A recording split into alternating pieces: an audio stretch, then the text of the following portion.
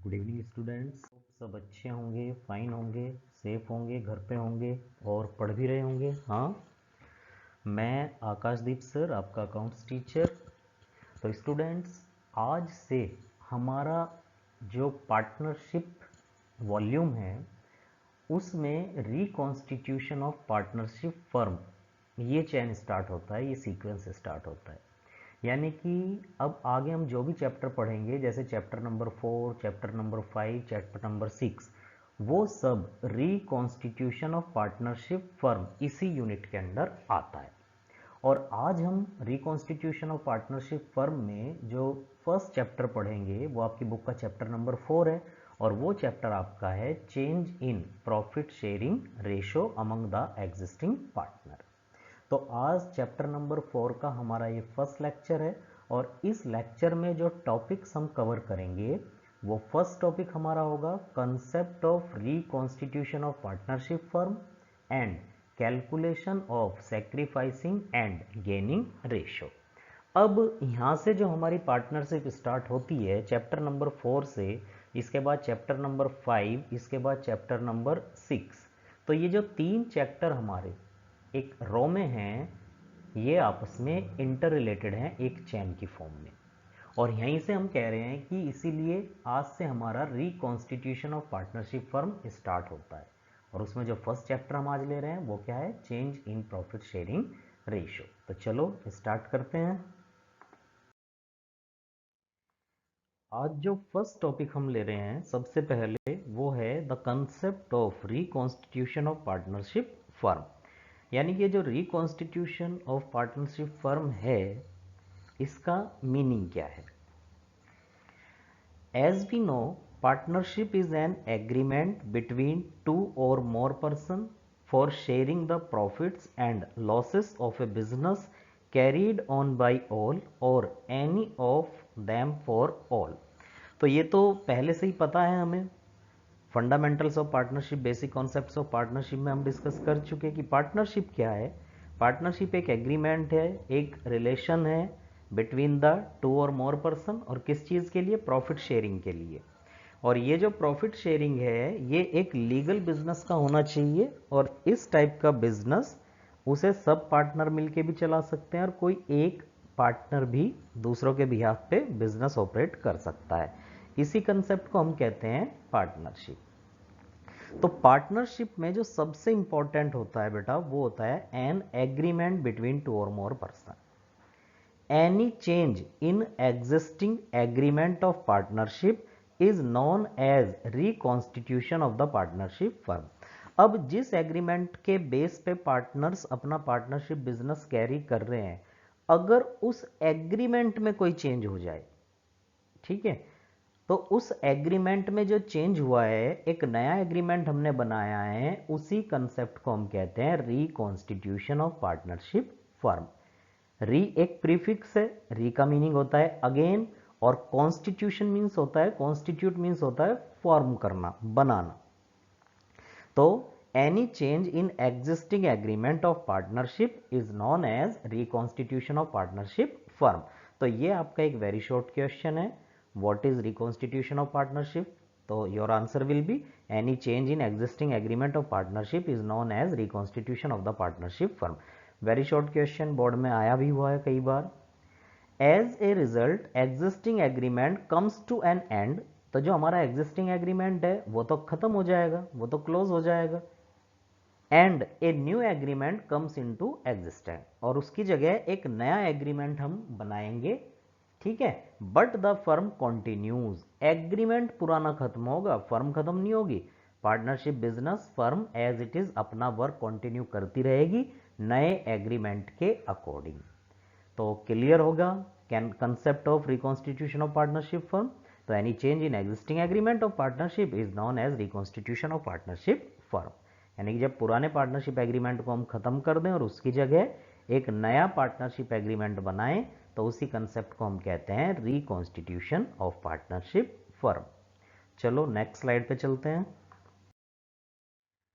The next one is modes of reconstitution of partnership firm.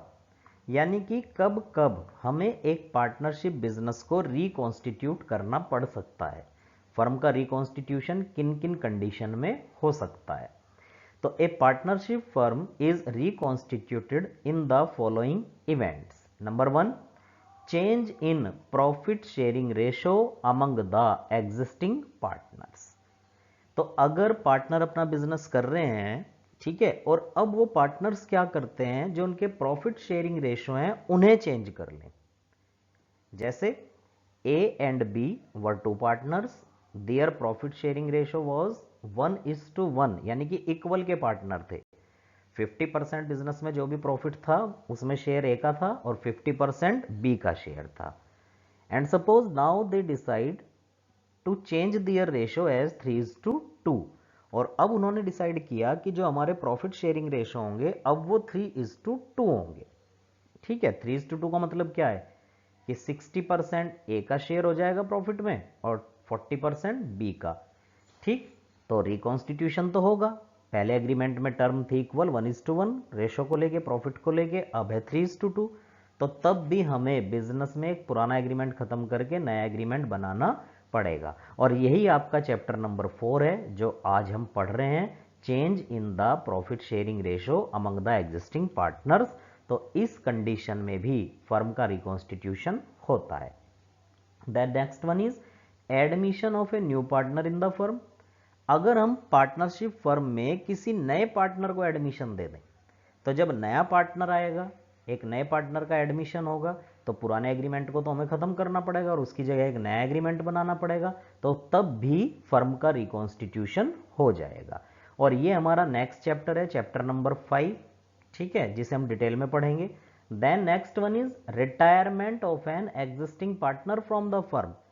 अगर कोई existing partner partnership firm में से retire हो जाए, बिजनेस से रिटायर हो जाए, छोड़ के चला जाए, तब भी तो नया एग्रीमेंट बनेगा। जो पुराने प्रॉफिट शेयरिंग रेशो हैं वो चेंज हो जाएंगे, नई कंडीशन, नई टर्म्स आ जाएंगी। तो उस कंडीशन में भी रिकॉन्स्टिट्यूशन ऑफ पार्टनरशिप फर्म होता है। Then death of an existing partner.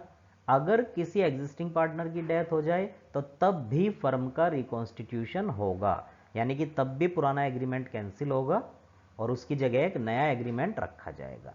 तो ये जो रिटायरमेंट ऑफ ए पार्टनर है, डेथ ऑफ ए पार्टनर है, ये हमारा चैप्टर नंबर 6 है, इसे हम डिटेल में वहां पढ़ेंगे।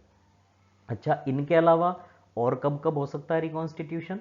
एमलगमेशन ऑफ 2 और मोर पार्टनरशिप फर्म्स, यानी कि जब 2 या 2 से ज़्यादा पार्टनरशिप फर्म मिलके और एक नया बिजनेस स्टार्ट करें, तो उसे भी हम कहेंगे रिकॉन्स्टिट्यूशन ऑफ फर्म। पर ये आपके सिलेबस में नहीं है, not in syllabus. Then insolvency of a partner. अगर कोई पार्टनर इंसॉल्वेंट हो जाए, यानी कि उसकी जो एसेट्स हैं वो कम हो और जो उसकी लाइबिलिटीज हैं वो ज़्यादा हो, तो उस केस में भी रिकॉन्स्टिट्यूशन होता है, पर ये भी आपके सिलेबस में नहीं है। तो क्वेश्चन क्या बना आपका? What are the modes of reconstitution of partnership firm? 3 marks में भी क्वेश्चन आ सकता है। तो बस आपको ये टाइटल्स मेंशन कर देने हैं, change in profit sharing ratio, admission of a new partner, retirement of a partner, death of a partner. और इन्हें तो लर्न करना इजी है क्योंकि ये आपके जो नेक्स्ट कमिंग चैप्टर्स हैं उनके नाम है। उसके बाद एमलगमेशन ऑफ 2 और मोर फर्म्स और इंसॉल्वेंसी। तो इन कंडीशन में, इन इवेंट में पार्टनरशिप बिजनेस का रिकॉन्स्टिट्यूशन होगा। देन नेक्स्ट, तो आज हम स्टार्ट कर रहे हैं chapter number 4, that is change in profit sharing ratio among the existing partners. और इस चैप्टर में जो आज एक छोटा सा टॉपिक हम पढ़ेंगे वो है calculation of sacrificing ratio and gaining ratio. अब पार्टनर जब अपने रेशो चेंज कर रहे हैं, सपोज एक क्वेश्चन यहां पे लिया है, Rohit and Mohit are partners in a firm sharing profit and losses in the ratio 2:1। Rohit और मोहित 2 पार्टनर हैं और इनके जो बिजनेस में प्रॉफिट शेयरिंग रेशो है वो है 2:1। अच्छा, अगर हम 2:1 को परसेंटेज की फॉर्म में देखें तो 2:1 यानी कि 67% रोहित का प्रॉफिट में शेयर है और 33% मोहित का, अगर हम परसेंटेज की बात करें। और फ्रैक्शन में तो इनके 2:1 है। It was decided by them to share profits and losses equally, यानी कि 1:1। अब रोहित और मोहित ने डिसाइड किया है कि हमारे जो प्रॉफिट शेयरिंग रेशो होंगे वो 1:1 होंगे, इक्वल होंगे, यानी कि 50% होंगे। Calculate the sacrificing and gaining ratio. तो यही हमारा आज का पहला टॉपिक है कि जब पार्टनर्स के रेशो चेंज होते हैं, ओल्ड रेशो 2:1 थे और न्यू रेशो 1:1 है, तो हमें यह कैलकुलेट करना है कि कौन पार्टनर अपना शेयर सेक्रीफाइस कर रहा है और कौन पार्टनर शेयर गेन कर रहा है। तो इसे कैलकुलेट करने का फॉर्मूला है, फॉर्मूला हो जाएगा सेक्रीफाइस्ड बाय ए पार्टनर, यानी कि पार्टनर के sacrificing ratio equals to partners old share of profit minus partners new share profit. और जो पार्टनर गेन करेगा, गेन का फॉर्मूला हो जाएगा partners new share of profit minus partners old share of profit, उल्टा। सिंपल है, prima facie देखो 2:1 इनके रेशो थे रोहित और मोहित के, यानी कि 67% और 33%, और अब हो गए इक्वल 1:1। तो एक पार्टनर यहां सेक्रीफाइस करेगा, कौन सेक्रीफाइस करेगा? रोहित। और मोहित यहां पे क्या करेगा? गेन। तो अब इसे कैलकुलेट कैसे करेंगे? तो solution is here, sacrificing ratio का फॉर्मूला होगा old profit sharing ratio minus new profit sharing ratio. यानी कि अगर हम पार्टनर के ओल्ड शेयर में से उसका न्यू शेयर घटा दें तो हमें पता चल जाएगा पार्टनर कितना सेक्रीफाइस कर रहा है या कितना गेन कर रहा है। तो अब ये फॉर्मूला हम लगाते हैं रोहित के लिए। रोहित का जो ओल्ड शेयर है वो है 2/3। ओल्ड शेयर क्या है? 2:1, तो रोहित का शेयर हुआ 2/3 माइनस रोहित का जो नया शेयर है 1:1, यानी कि 1/2। तो 2/3 माइनस 1/2, तो आपका आंसर आ रहा है 1/6। ठीक है, तो यहां पे 1/6 पॉजिटिव है, पॉजिटिव मीन सेक्रीफाइस है, यानी कि रोहित कर रहा है सेक्रीफाइस, 1/6 रोहित अपना शेयर छोड़ रहा है। और जब रोहित अपना शेयर छोड़ रहा है, दो ही पार्टनर है, तो यही सेक्रीफाइस मोहित के लिए क्या हो जाएगा? गेन।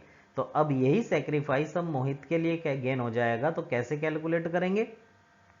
फॉर्मूला हमने वही रखा है, फर्स्ट वन। ठीक है, फॉर्मूला आप एक ही लर्न कर लें, एक ही से दोनों निकल जाएंगे। हम इसी फॉर्मूले को बेस बनाएंगे, फर्स्ट फॉर्मूले को, यानी कि old share minus new share. तो अगर हम मोहित का देखें तो मोहित का ओल्ड शेयर क्या था? 1/3, हमने 1/3 रख दिया, माइनस न्यू क्या है? 1/2 रख दिया।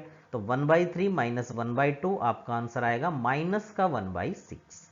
ठीक है, तो अगर हम एक ही फॉर्मूला लर्न कर लें कि sacrificing ratio equals to old profit sharing ratio minus new profit sharing ratio, और आंसर अगर पॉजिटिव आता है तो पार्टनर का सेक्रीफाइस है, और अगर आंसर नेगेटिव आता है तो पार्टनर का गेन है। तो अगर आंसर आपका पॉजिटिव है तो सेक्रीफाइस, और आंसर अगर आपका माइनस में आता है तो वो हो जाएगा पार्टनर का गेन। तो आई थिंक बड़ा सिंपल सा टॉपिक है, क्लियर होगा सबके। ओल्ड शेयर में से हमें न्यू शेयर माइनस कर देना है, पॉजिटिव बचता है तो उस पार्टनर का सेक्रीफाइस है, और माइनस का आता है तो उस पार्टनर का गेन है। इंपॉर्टेंट नोट वही, positive difference means sacrifice as old profit share is more than the new profit share. Negative difference means gain as old profit share is less than the new share. अगर negative आता है तो उसे gain मानेंगे, क्योंकि old profit share कम है और new profit sharing ratio ज्यादा है, तो वो पार्टनर तो गेन करेगा ना। एक इंपॉर्टेंट नोट और है, इस चैप्टर में आगे हमें यही कैलकुलेशंस करनी है, तो यहाँ हम एब्रीविएशंस यूज करेंगे। जहां पे भी मैं एस आर यूज करूंगा तो एस आर का मीन्स है सेक्रीफाइसिंग रेशो, जी आर का मीनिंग हो जाएगा गेनिंग रेशो, ओपीएसआर का मीनिंग हो जाएगा ओल्ड प्रॉफिट शेयरिंग रेशो, एनपीएसआर का मीनिंग हो जाएगा न्यू प्रॉफिट शेयरिंग रेशो।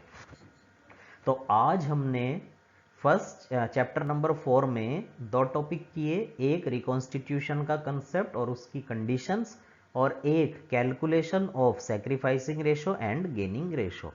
इस टॉपिक से रिलेटेड 3 या 4 इलस्ट्रेशन आपकी बुक में है, और आई थिंक 5 या 6 इससे रिलेटेड क्वेश्चंस होंगे। तो आज आपको वही होमवर्क करना है, ठीक है। Have a nice day, thank you.